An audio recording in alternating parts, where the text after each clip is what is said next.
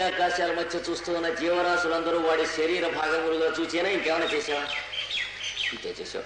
ఇప్పుడు మరి ఈ యక్షుల్లో విష్ణువు అనుకుంటున్న విష్ణువు లేడా? సమస్తమునందు అంతర్యామిగా భగవంతుడు ఉన్నాడు. ఇది సాధన చేయాలంటే ఒకడు లేచిన వచ్చి క్షమించండి అన్నట్టు అనబోటుగాడు. ఏమిటంటే అందరిలోనూ ఉన్నాడు, మా పక్కింటి అప్పల స్వామిలో మాత్రం నేను ఒప్పుకోను. ఏం చేతంటే వాడు చాలా దుష్టుడు, చెండాలుడు, మీరు మిగతా వాళ్ళందరినీ చేయమంటే నేను చేస్తాను, వాడు ఒక్కడిలో గాడి వాక్యం ఉందన్నాడు. ఇది పోవాలి క్రమంగా. అందుకని దానికోసం సాధన చెప్పినప్పుడు భగవంతుడు ఇక్కడ జ్యోతిగా చేయమని కొంతసేపు చెప్పాడు, ఇక్కడ హృదయస్థంగా చేయమని ఇంతకు ముందు అధ్యాయాల్లో వరుసను సోపాన క్రమంలో చెప్పుకుంటూ వస్తే ఇన్ని చేసిన తర్వాత పరిపూర్తి అయిపోయింది సాధన. ఎలా చేయాలి? ప్రతివాడిలోనూ దైవం ఉన్నాడు. మన హృదయంలో దైవం మనం ధ్యానం చేసేటువంటి జ్యోతిగా ఉన్నాడు, లేదా ఇక్కడ ధ్యానం చేసే జ్యోతిగా ఉన్నాడు. నేను తాను అనబడేటువంటి పదముతో తెలియబడేటువంటి జ్యోతిగా ఉన్నాడు. దాని చుట్టూ నేను తాను అనే పదంతో తెలియబడే అహంకారం అనేటువంటి లాంతర్ గ్లాసు ఉన్నది. ఈ జ్యోతికి చుట్టూ ప్రతిరోజు ఈ లాంతర్ గ్లాసుకి పొగ చూరుతూ ఉంటుంది. ఈ పొగలోంచి మనకు ప్రపంచం కనిపిస్తూ ఉంటుంది. మళ్ళీ ఈ లాంతర్ గ్లాస్ తుడుచుకుని మళ్ళీ ఆ దీపానికి పెట్టుకుంటూ ఉంటే ఆ లోపల ఉన్న దీపం పేరు నేనే, ఈ పైన ఉన్న లాంతర్ గ్లాస్ పేరు నేనే. ఆ దీపాన్ని సర్వాంతర్యమైనటువంటి ఆత్మ అంటారు, ఈ లాంతర్ గ్లాసుని అహంకారం అంటారు. కానీ రెండింటికి పేరు నేననే పేరే ఉంది కనుక మోసం జరుగుతూ ఉంటుంది. వాడు ఈ సమస్తం నేనే అంటాడు. హిరణ్యాక్ష హిరణ్యకశిపాదులు కూడా ఈ సమస్తం నేనే, నన్నే ఆరాధించండి, నేనే పాపులను ఉద్ధరిస్తాను, ఇంకోడిని ఆరాధించినటువంటి వాళ్ళంతా అవిశ్వాసులు అని వాడంటాడు. ఇట్లా రెండు పక్క పక్కనే ఉంటాయి.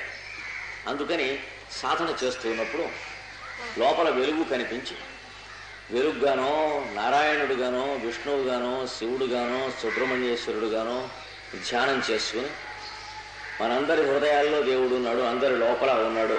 ఇంతవరకు సాధన పరిపూర్తి చేసుకున్న వాళ్ళకి 9వ అధ్యాయం ప్రారంభం చేసి అప్పుడు మళ్ళీ ఒక ప్రశ్న వేశాడు. ఇక్కడ మీ అందరిలో నేనున్నాను అని ధ్యానం చేసావు కదా, ఎంత కనిపిస్తాడో ధ్యానం చేస్తే?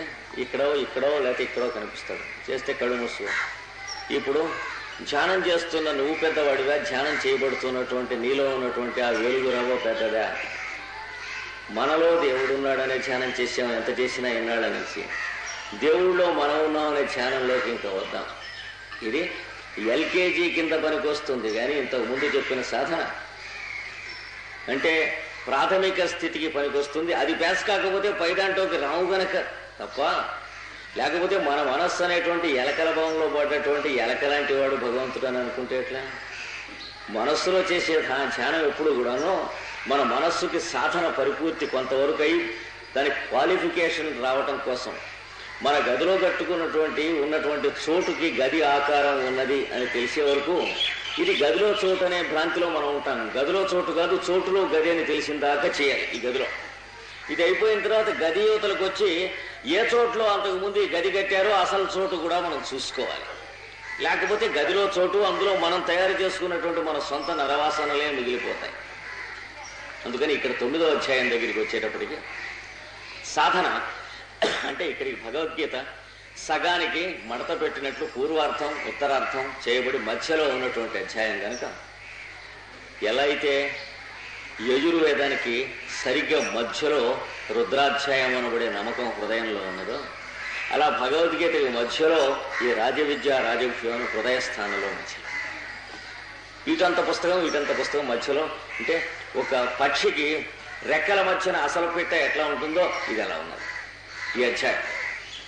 కనుక ఇక్కడ రాజవిద్య రాజవిషయం చెబుతున్నాను. మనలో అంతర్యామిగా ఉండడం సాధన పూర్తి చేసావు కనుక ఓ అర్జున, వాడి అంతర్యామిత్వంలో మనం ఉంటాం అనేది ఎలా చూడాలో ఇందులో చెబుతున్నాను. ఈ సాధన జరిగితే కానీ మనకు భగవత్ సంస్పర్శం కలిగితే కానీ మోక్ష విద్య సాధ్యం కాదు. అందుకని ఈ సాధన చూడు. దీన్ని రాజవిద్య అంటారు, రాజవిషయం అంటారు. చాలా పవిత్రమైనటువంటిది. పైగా ప్రత్యక్ష అవగమం ధర్మ్యం. ఇది మనకి దీని ఫలితము ప్రత్యక్షముగా కనిపిస్తుంది. ఎలా కనిపిస్తుంది? ధర్మీయం అయినటువంటి మార్గంగా కనిపిస్తుంది. స్వధర్మానుష్ఠానమునందు మనకు భగవంతుని అంతర్యామిత్వం దీనివల్ల సిద్ధిస్తుంది. అది ప్రత్యక్షావగమం. భగవంతుడు మనకు ప్రత్యక్షంగా కనిపిస్తాడు అనగా ఎవరినైతే మానవులు జీవులు అని అనుకుంటున్నామో వాళ్ళు భగవంతుని యొక్క రూపములుగా మనకు అర్థమవుతుంది. క్రమంగా రాను రాను రాను పూర్తిగా అర్థమైనటువంటి స్థితిలో దాని ఆనందం అంటే ఏమిటో తెలుస్తుంది. భగవంతుడు ప్రత్యక్షం అయ్యేటువంటి మార్గం అంటే మనకు సినిమాలలోగా ఆ రూపము వేషము అవన్నీ ధరించుకుని స్టూడియోలో ప్రత్యక్షం అయినట్టు కాదు. అది కూడా 3 గంటలే కదా ఎంత చూసినా సినిమా. కనుక ప్రత్యక్షం అది కాదు. కంటి ఎదురుకుండా ఉన్న వస్తువు మార్పులు చెందుతూ ఉంటే ఆ మార్పులు చూడబడేటువంటి వస్తువు కాక మార్పుల అవతల ఉన్నటువంటి శాశ్వతమైన వస్తువు కనిపిస్తూ ఉంటుంది. అప్పుడు నువ్వు ఎంతకాలం చూసినా ఆ వస్తువే కనిపిస్తుంది. మాట్లాడినా, నవ్వినా, వెళ్ళినా, వచ్చినా, వాడి పని చేసుకున్నా, నిద్రించినా ఈ జీవరాశుల రూపంలో, సృష్టి రూపంలో, ఈ సకల ధర్మముల రూపంలో వాడే అంతర్యామిత్వం చెంది కనిపిస్తాడు లోపల వెలుపల ఈ సాధన చేసుకుంటే. కనుక సుసుఖం కర్తం ఆచరించడానికేమో చక్కని సుఖమైనటువంటి మార్గం. మిమ్మల్ని భార్యా పిల్లల్ని ఇల్లు విడిచిపెట్టమని వెళ్ళడం లేదు. వైరాగ్యం కావాలంటే సంసారం అంటే భార్యా పిల్లలు కనుక దీని నుంచి వైరాగ్యం కావాలి అని ప్రయత్నం చేసి వెళ్ళిపోవటం. ఒక 2-3 ఏళ్ళ ముందు ఇదే దుర్బుద్ధి భార్యకు పుట్టిందనుకోండి, సంసారం అంటే భర్త పిల్లలు అని. మన అదృష్టవశాత్తు వాడికి పుట్టలేదు కనుక సరిపోయింది. కానీ పుట్టి ఉంటే ఏమైంది? కనుక భార్యా పిల్లలు కాదు, భర్త పిల్లలు కాదు సంసారం అంటే. అవంటే ఏమనుకుంటున్నామో అక్కడ పుండుంది, అది సంసారం అంటే. మనం పడేటువంటి నానా బాధలను వాళ్ళంటే ఏమిటనుకుంటున్నామో అక్కడ ఉన్నది వ్యాధి. డయాగ్నోసిస్ అక్కడ జరగాలి. భార్య అంటే ఏమిటని మనం అనుకుంటున్నామో ఆ చోట ఉన్నది. మై వైఫ్ వస్తుంది అన్నాడు ఆయన ఊరు నుంచి రైల్లో. అప్పటికి 8 సంవత్సరాల నుంచి వాళ్ళిద్దరూ మాట్లాడుకోలే, డైవర్స్ అయిపోయింది. ఆవిడ ఊరికి వస్తుందిట, వీడు మై వైఫ్ వస్తూ. మై వైఫ్ అనే పదానికి అర్థం ఏమిటి? ఏం లేదు వాడికి. కాకపోతే ఇదివరకు ఆవిడ్ని భార్యగా ఎరుగున్నాడు కనుక ఇప్పుడు వైఫ్ అంటున్నాడు. అంటే వీడు పదమునందు జీవిస్తున్నాడు కానీ వ్యక్తి యందు జీవించడం లేదు కదా. 10 ఏళ్ల కిందట డైవర్స్ ఇచ్చి విడిపోయినటువంటి భార్యాభర్తల్లో ఒకడైన భర్త ఈ రైల్లో నా భార్య వస్తుంది అంటున్నాడు. అంటే భార్య అనేటువంటిది పదం తప్ప ఇంకేం లేదు అక్కడ. మాంసం ఉన్నదేమో అనేటువంటి భ్రాంతితో కుక్క ఎముకను కొరుకుతూ ఉంటుంది చూడు, అలాగా పదాలను కొరుకుతూ ఉంటాం మనం. ఏదో సుఖం కోసమే కదండి ఇలా నానా గడ్డి తింటున్నాం. సుఖం కోసం గడ్డి తింటాడు ఆవిడ. ఇంత శ్రమ పడుతుంది, ఇంత బాధ పడుతుంది, ఈ తాపత్రయం, ఈ సంపాదన మొదలైనవి పడుతుంది. ఏదో సుఖపడదామనే కదా. సుఖపడదామనంటే ఇన్ని తాపత్రయాలు పడ్డు, సుఖపడతాడు అంటే పొరపడుతున్నాడు. సుఖపడి మొదలు పొరపడుతున్నాడు. ఈ పొరపాటు నుంచి మనం తప్పిస్తుంది సుసుఖం. నీ ఉద్యోగమే ఎలా చేయాలో చెబుతాను అందులో, నీ వ్యాపారమే ఎలా చేసుకోవాలో చెబుతాను అందులో, నీ దినచర్య ఎలా చేయాలి, నీ అన్నమే ఎలా తినాలో చెబుతాం. కొంచెం రుచి కోసం తిన్నాం, లేదా తినటం కోసం రుచి. ఇద్దరు, ఒకడు ఆహారం శరీరానికి అవసరం కనుక, లేకపోతే శరీరం చచ్చిపోతుంది కనుక ఫలానప్పుడు ఆహారం కావాలనేటువంటి తెలియజేయటం కోసం అని చెప్పి ఆకలి అనేది ప్రకృతిలో ఏర్పడ్డది కనుక ఆ శరీర పోషణ కోసం ఆహారం తీసుకుంటూ రుచిని ఆనందిస్తాడు. ఆహారం తీసుకుంటాం కోసం రుచిని ఉపయోగిస్తాడు. ఇంకొకడు రుచి కోసం ఆహారం తీసుకుంటాడు. ఈ మొదటి వాడికి వచ్చేది యోగము, రెండవ వాడికి వచ్చేది రోగము. ఇంతే తేడా. రుచి కోసం ఎవడు తిన్నాడో వాడికి రోగం వస్తుంది, తినటం కోసం ఎవడు రుచిని ఉపయోగించుకున్నాడో వాడు ఈ యోగం వస్తుంది. ఇంతే తేడా. చిన్న పొర, పోలిథిన్ పొర లాంటిది. పొర ఉన్నట్టు కనిపించదు కానీ పోలిథిన్ సంచి పొర మధ్య అడ్డం పెట్టి ఇటు పాత చింతపండు అటు ముద్దకచ్చూరం పెట్టి ఎంత నొక్కినా ఈ ముద్దకచ్చూరానికి ఆ పాత చింతపండు వాసన ఎక్కది, శుభ్రంగానే ఉంటుంది. మధ్యన పోలిథిన్ పేపర్ ఉంది. అలాగా యోగ ప్రవర్తనానికి రోగ ప్రవర్తనానికి మధ్యన తేడా ఎక్కువ లేనట్లుగా బయట నుంచి మనం చూస్తే కనిపిస్తుంది. మనం ఆచరించడంలోకి వెళితే మనకు తెలుస్తుంది ఉందో లేదో. ఆ తేడా తెలిసిన తర్వాత యోగ ప్రవర్తనం మనకు తెలిసినప్పుడు రుచి, తినటం కోసమే రుచిని ఉపయోగిస్తాం, వినటం కోసమే శబ్ద సౌందర్యాన్ని ఉపయోగిస్తాం, చూడటం కోసమే శరీర సౌందర్యాన్ని ఉపయోగిస్తాం. వాసన, అగరొత్తి యొక్క వాసన కోసమే వాసనను ఉపయోగిస్తాం, ఆరోగ్యం కోసమే. ఇలాగా మనం దేని యందు ప్రవర్తించాలో ముందు ప్రోగ్రాం నిర్ణయించుకుని దానికోసం ఈ పంచేంద్రియాలను ఉపయోగించుకుంటాం యోగాభ్యాసంలో. ఇది రాజవిద్య, రాజగుహ్యం.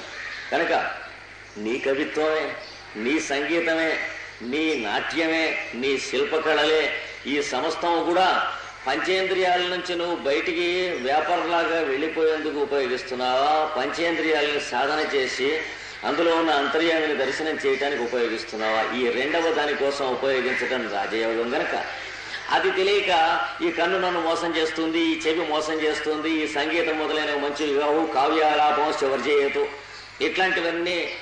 ఇవన్నీ వేస్తారేమిటి, వీటితో చెడిపోతారు, సినిమాల వల్ల చెడిపోతున్నారు, నాటకాల వల్ల చెడిపోతున్నారు, ఇలా వాగుతూ ఏమన్నా కూర్చుంటావా? వాటిని కూడా సద్వినియోగం నువ్వు చేసుకునే రహస్యం తెలుసుకుంటావా?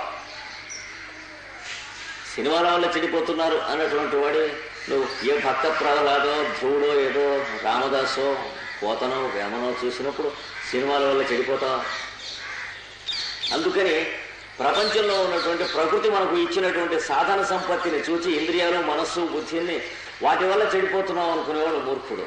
అంటే మెకానిజం తెలియనటువంటి వాడిని, టెక్నాలజీ చేయనటువంటి వాడిని తీసుకెళ్లి వర్క్షాప్లో పడేస్తే ఏమిటి ఇక్కడన్నీ కత్తులు, కొయ్యలు, కొడతాలు ఉన్నాయి, వెధవే అన్ని బోల్ట్లు, ఇందులో ఎందుకు పనికి వస్తుంది అంటే వీడు బుర్ర దేనికి పనికిరాదు కనుక ఇందులో ఏది పనికిరాదు అనిపిస్తుంది. అదే వీడికి ట్రైనింగ్ ఇచ్చి తీసుకెళ్తే అందులోకి వెడితే ఇందులో పనికిరాంది ఒక్క నట్టు కానీ బోల్ట్ కానీ ఉండదు అని తెలుస్తుంది. ప్రకృతి అనేటువంటిది అలాంటి కర్మాగారము, యంత్రశాల అని చెప్పి తెలుసుకోవాలి. దాంట్లో మనం చేసేటువంటి సాధనను బట్టి ఈ మనస్సు, ఇంద్రియాలు, బుద్ధి, చిత్తము, అహంకారము, శరీరము, సప్తధాతువులు, పంచేంద్రియములు, జ్ఞానేంద్రియ, కర్మేంద్రియాదులు, ఈ వర్క్షాప్లో ఉన్నటువంటి ప్రతిదాని సద్వినియోగం తెలుస్తుంది. మనం ఆ టెక్నాలజీ పాస్ అయినప్పుడు లేకుండా ఈ యంత్రాన్ని మనం పని చేయించడం మొదలుపెట్టాం కనుకనే 25 ఏళ్ళు, 30 ఏళ్ళు, 40 ఏళ్ళు వచ్చేటప్పటికి ఈ యంత్రం మనకి పనికిరాదు, ఎవరికి పనికిరాదు. తర్వాత మనం సర్దుకుంటానికి కూడా వీల్లేదు. కామానికి గురి అయి, క్రోధానికి గురి అయి, రాగానికి గురి అయి, ద్వేషానికి గురి అయి, అంటే రఫ్ యూజ్ చేసాం, మనం ఇష్టం వచ్చినట్టుగా చెత్త కింద దాన్ని వాడేసాం. అందుకని ఈ మెషిన్ ఎలా వాడుకోవాలో ట్రైనింగ్ అవ్వకుండా వాడుకున్నాం. ఇంకొక మెషిన్ అయితే అవతల పారేసి మళ్ళీ ఇంకోటి తెచ్చుకుంటాం. ఇది మనం అవతల పారేయటానికి వీల్లేదు, పారేసాక మనం తెచ్చుకునేది కాదు, మనకి ఇవ్వబడ్డటువంటిది మళ్ళీ కూడా ఇవ్వబడినా అలా ఇవ్వబడాల్సిందే. ఇలాంటి దాంతో ఎలా సాధన చేసుకోవాలో చెప్పినటువంటి దాంట్లో రెండవ భాగం సాధన చెబుతున్నారు ఈ రాజవిద్య, రాజగుహ్యంలో. లోపల భగవంతుడిని ధ్యానం చేయటం చెప్పాం, మనలో భగవంతుడు అందరిలోనూ ఉండటం మనస్సులో స్థిరపరచాం. కానీ భగవంతుడిలో మనం ఉన్నాం అన్నది స్థిరపడితే కానీ ఇది స్థిరం కాదు. ఈ చెప్పినటువంటిది గ్లాసులో చోటు ఉన్నది, చెంబులో చోటు ఉన్నది, గిన్నెలో చోటు ఉన్నది, అంటే ఘటాకాశం ఉంటారు దీన్నే అనేటువంటిది ఒప్పుకున్నాం. ప్రతి గిన్నె అక్కడ పెట్టినప్పుడు దీంట్లో చోటు ఉన్నదని తెలుస్తుంది, కానీ చోటులో గ్లాసు ఉందని కూడా తెలియాలి. లేకపోతే పరమానంద శిష్యుడా సందేహం వస్తుంది ఏదైనా ఓ రోజున. గిన్నె వల్ల నెయ్యి ఉందా, నెయ్యి వల్ల గిన్నె ఉందా, బోర్లలో తోసుకుంటాం. జీవితం అనేటువంటి నెత్తిని బోర్లా తోసేసుకుంటాం, అది లేదు. అందుకని ఈ రెండవ భాగం సాధన ఇస్తున్నాడు. ఈ సాధన చేయటం సుసుఖం. అంటే నువ్వు ఏమి పూజా ద్రవ్యాలు తెచ్చుకోనక్కర్లేదు. లేకపోయినట్లయితే ఉన్నట్లయితే నీ జీవితంలో చేసేటువంటిది 10 మందికి సమర్పణ చేసేటువంటి పూజ తీసుకో. ఈ రెండిట్లో ఏదో ఒకటి చేయి. కనుక ప్రత్యక్షావగమైనటువంటి ధర్మం చెబుతున్నాను. దీనికి కావలసినటువంటి గురుదక్షిణలో ఒకటే. అది లేకపోతే ఇది పని చేయదు, మొహమాటం లేదు. ఏమిటి కావాలంటే శ్రద్ధ కావాలి. శ్రద్ధ అనే దక్షిణ తెచ్చుకోండి, మీకు అందరికీ ఈ విద్య వస్తుంది. దీనికి ఫీజు కట్టక్కర్లేదు, డొనేషన్ పేరుతో లంచం కట్టక్కర్లేదు, ఏమీ అక్కర్లేదు. శ్రద్ధ అనే గురుదక్షిణ తెచ్చుకోండి. ఆ ఫీజు కట్టే వాళ్ళకైనా చాలా కష్టం ఇది, కానీ కావలసిన వాళ్ళకి చాలా తేలిక. ఫీజు అంటే ఎగ్జెప్తో తీసి అవతల పారేసిస్తాం, ఎలా సంపాదించామో మనకి తెలిస్తే. కానీ ఇది అలా కాదే. మనం సంపాదించింది కాదు ఇది శ్రద్ధ అనేది. మనం వెన్ను వంచితే వచ్చేటువంటిది. శ్రద్ధ అనేటువంటి మాటకు అర్థం ఏమిటి? యోగాభ్యాసం కానీ సాధన కానీ నమ్మి చేయటం ప్రారంభించిన తర్వాత 10 ఏళ్ల కిందట ఎలా చేస్తున్నావు ఈవేళ కూడా అలాగే చేయి. అంటే మెషిన్లా కాదు. 10 ఏళ్ల కిందట ఎంత ఉత్సాహంతో చేస్తున్నావు ఈవేళ కూడా అంత ఉత్సాహం. మెషిన్ చేస్తూ ఉంటుంది, కుయ్యో మొర్రో అంటూ అవుతూ ఉంటుంది రాత్రి పగలు. అది లాగా మొనాటని లాభం లేదు. అలా వర్క్ చేసేటువంటి వాడు యోగాభ్యాసానికి పనికిరాడు. లైసెన్స్ స్కూల్ చేసి బస్తాలు మోసినటువంటి వాడికి తాలింఖానాలో కసరత్తు చేసిన వాడికి వచ్చినంత అందమైన కండలు వస్తాయా? రావు. ఎందుకని? దాని యందు వీడికి శ్రద్ధ కావాలి. ఇక్కడ కూడా అంతే, దీని యందు శ్రద్ధ కావాలి. శ్రద్ధ అనేటువంటి మాటకి మనం యోగాభ్యాసం ఏదో ఉపదేశం పొందుదాం అని అనుకుని వెళ్ళి పొందినటువంటి రోజున చాలా సరదాగా ఉంటుంది, చాలా బాగా ఉంటుంది, ఉత్సాహంగా ఉంటుంది. 10 రోజులు, 20 రోజులు, ఏడాది, 2 ఏళ్ళు, ఆ పైన మళ్ళీ 10 ఏళ్ళు అయిన తర్వాత వీడి స్నేహితుడు కలుసుకుంటారు. ఇద్దరికి చెరో చోటికి ట్రాన్స్ఫర్ అయిపోయింది. ఏరా ఈ 10 ఏళ్ల నుంచి యోగాభ్యాసం నువ్వు చేస్తున్నావా అని అడుగుతాడు. ఏమిటోనో ఈ మధ్య డిఫికల్టీస్ వచ్చినాయి, ఈ మధ్య మానేశాను, మళ్ళా మొదలెట్టాలి. ఇది ఒక్కటి లేకుండా చూసుకుంటే ఈ రాజవిద్య క్షేత్రమునందు మనము మనస్సును తాపత్రయపడటం, అదే టైంకి అదే పని చేద్దామని తహతపడటం, ఆదుర్త పడటం, దానివల్ల నరాలు టెన్షన్ రావటం, బీపీ రావటం, ఇట్లాంటివన్నీ ఉంటాయి. అది కాకుండా అప్రయత్న సిద్ధం అయినటువంటిది రావాలి. మనకు ఉదాహరణకి సంగీతం పాడేటువంటి వాళ్ళు ఉంటారు. అందులో 2 రకాలు ఉంటారు.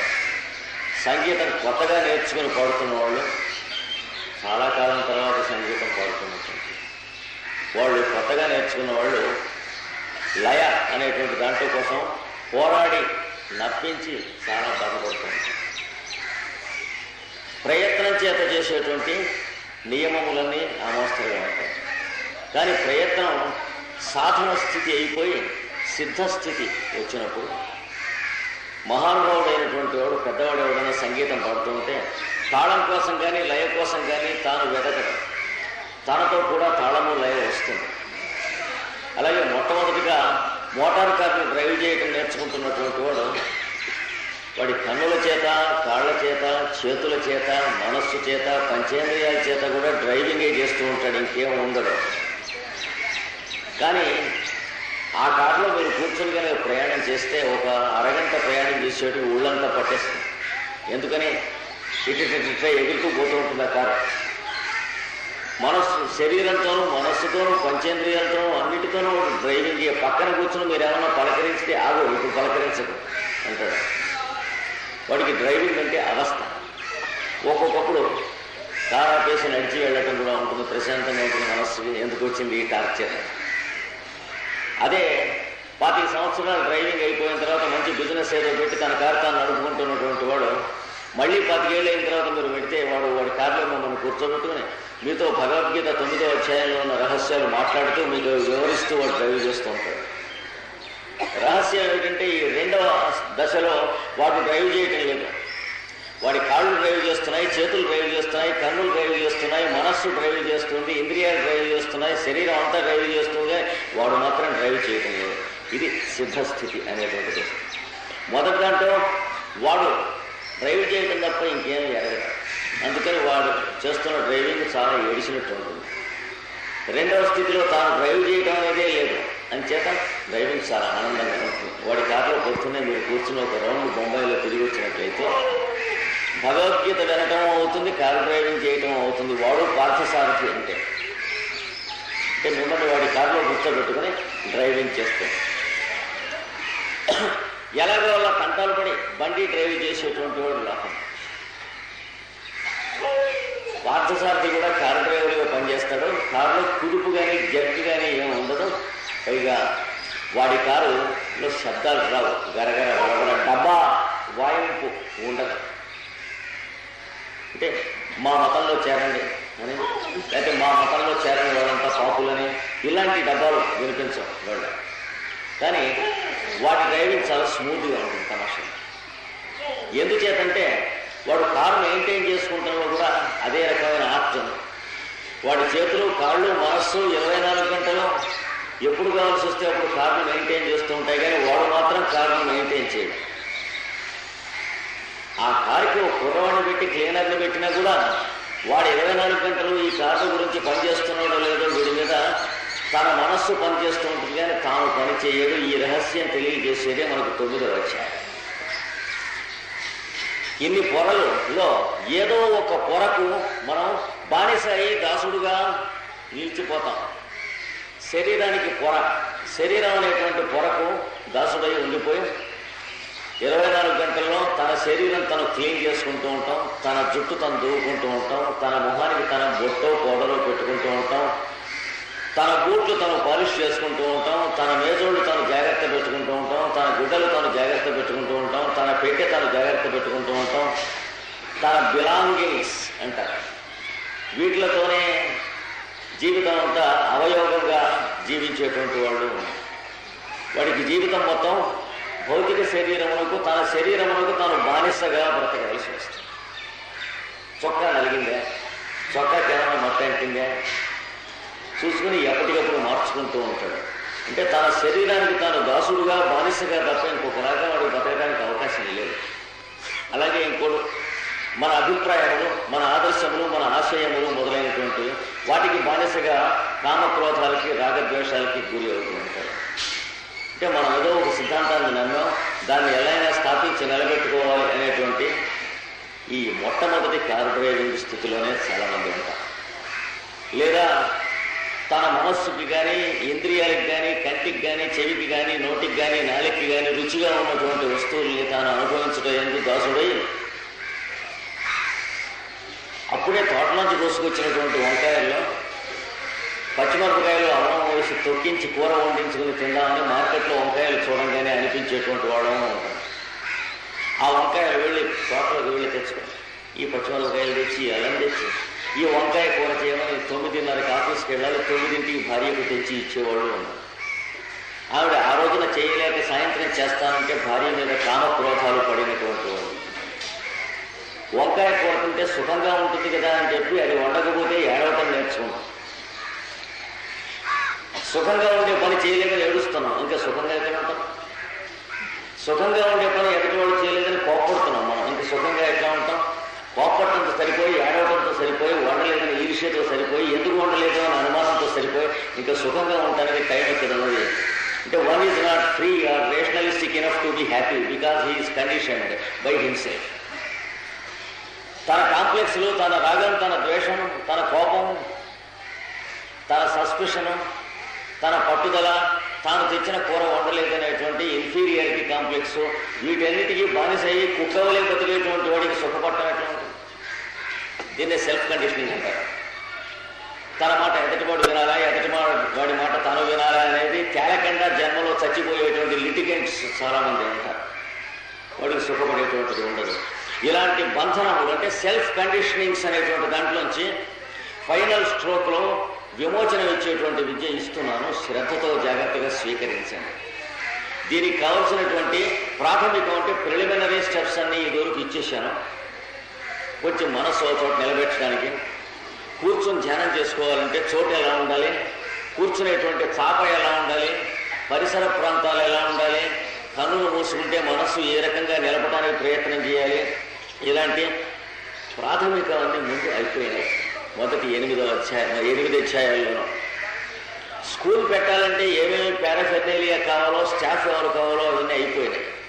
ఇంకా స్కూల్ పెట్టుకుంటే పాఠాలు ఎలా నడవాలో, మాస్టర్ ఎలా పాఠాలు చెప్పాలో, స్టూడెంట్ ఎలా పాఠాలు వినాలో ఈ 9వ అధ్యాయం నుంచి ప్రారంభిస్తుంది అన్నమాట. ఇక్కడ ఏం చదువుతున్నాడు? మొదటి పాఠం చదువుతున్నాను నేను.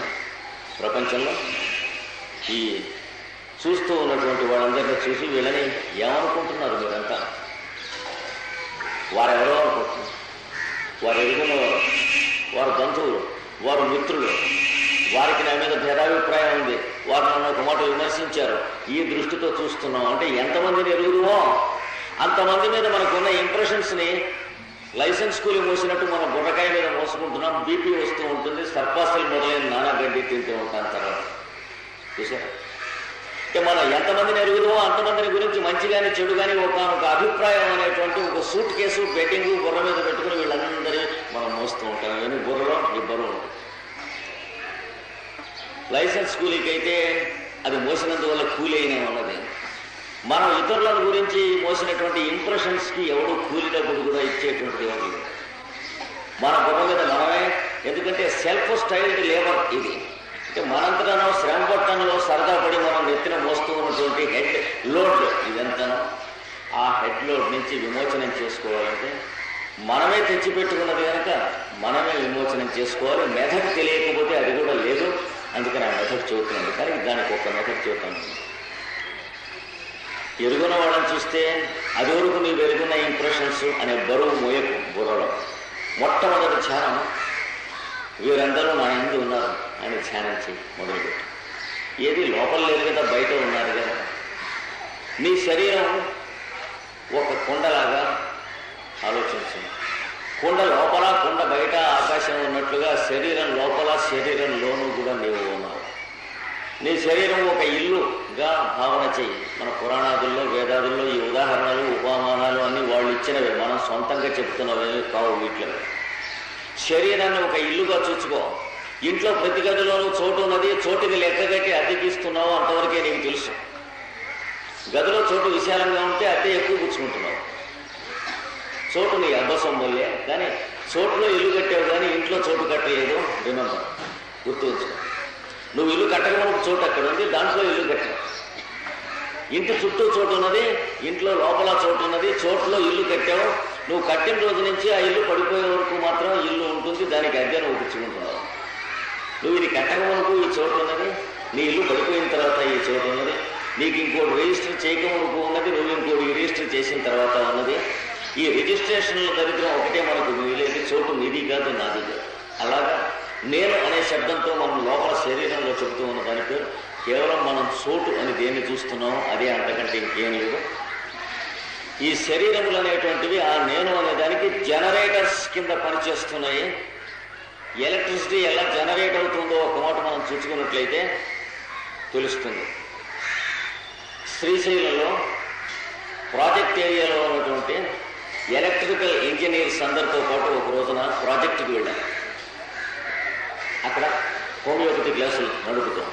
వెడితే అందరికంటే చాలా పెద్దవాడు అయినటువంటి ఆ ప్లాంట్కి ఎలక్ట్రిసిటీ సెక్షన్కి పనిచేస్తున్నటువంటి ఇంజనీర్ చాలా సీనియర్ మాస్టర్ రావణయ్య అని చాలా మంచివాడు. ఆయన వెళ్ళి ఎక్స్ప్లెయిన్ చేస్తున్నాడు.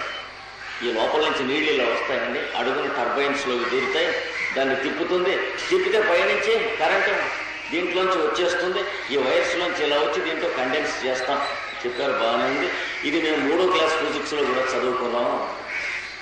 ఇది మీ దగ్గర నుంచి వినటానికి మేము రాలేదు. ఇంకొక విషయం అడుగుతాను, మీరు చెప్పండి.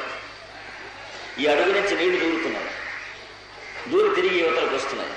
వస్తే ఇది లోపల ఉన్నటువంటి చక్రాన్ని తిప్పుతున్నాం. తిప్పితే ఈ మధ్యన ఉన్నటువంటి దాంట్లో ఆర్మేచరు ఛార్జ్ అవుతూ ఉన్నది, దాంట్లోంచి కరెంట్ వస్తుంది. ఇప్పుడు మీరు చెప్పిన భాగాలు అంటే నీళ్లు, ఆర్మేచరు, టర్బైను, తీగలు, కండెన్సర్సు, ఇందులో అంతకుముందు కరెంట్ ఎక్కడ దాగి ఉన్నది,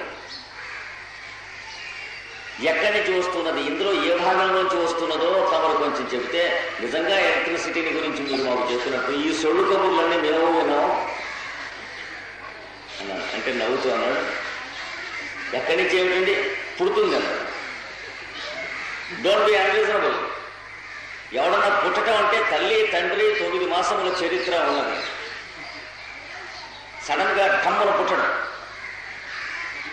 అలాగే ఎలక్ట్రిక్ కరెంట్ కూడా పుడుతుందని నువ్వు చెప్పడం, though you are a scientist, you are speaking most unscientific.